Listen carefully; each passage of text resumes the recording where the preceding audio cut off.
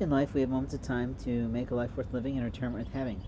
I'm sitting here this evening still in shock and awe and absolute amazement that the woman I love has allegedly married someone.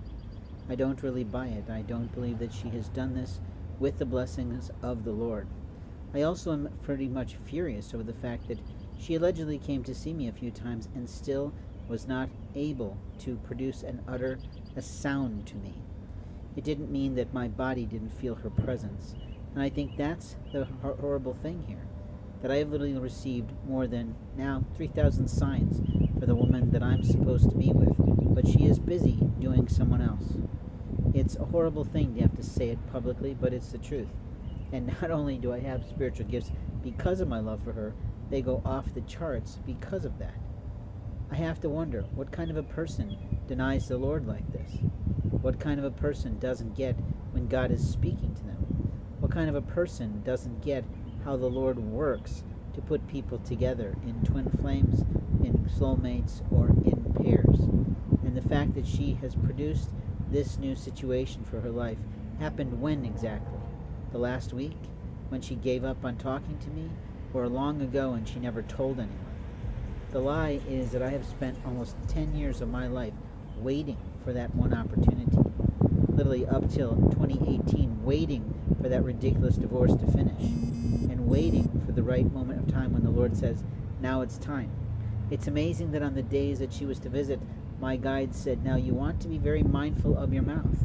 But at 3 a.m, who the hell is mindful of their mouth when they're pulling up 7 layers of clothing, so pissed off that they've been freezing in the night, and openly not prepared for the fact that the previous day I'd been hit on like every 10 minutes by someone trying to put me in a play for one reason or another. The people who know what that means know what that means. I provided an handful of information to the military to go after the people who are lawless in America, but nobody seems to give a shit about that. The foolishness is the force thinks that they have the right to monkey with my professional and personal and birth records. That is an act of treason underneath the law. They're doing it all behind my back, and they don't have the right to do it. I have siblings that are trying to blackmail me out of my own personal property. Not only was it immoral for them to try to negotiate with my contract in a storage unit as an adult man, it was illegal, federally illegal. They should have not been able to speak one word to that association of those management people of that security situation of my property. But people were constantly going in and out of my unit, stealing things, editing my property. Now, if it was my siblings, then that's incredibly immoral and illegal.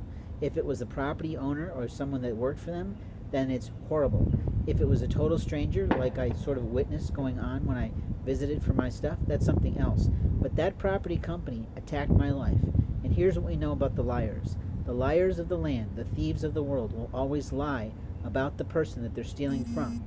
And they do it in mass. They do it in group. It's a bullying opportunity. It's a mobbing situation, and it's foolishness. When I talk about my siblings, I'm very clear. Each and every one of them violated my privacy, violated my rights, and get away with it because law enforcement lets them. It's a fool's game that we don't have the right people in our local law enforcement. That has been more than proven true to me. The truth is that people think they have rights in other people's lives. They don't under federal law.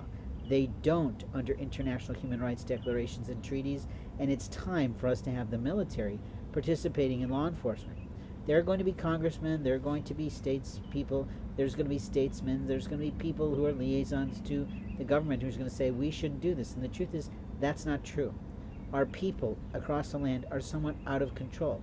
They are littering our environment, they are stealing property from people when they sleep, they are literally violating people's rights by taking their mail and impeding their right to know whether or not they got a job or not.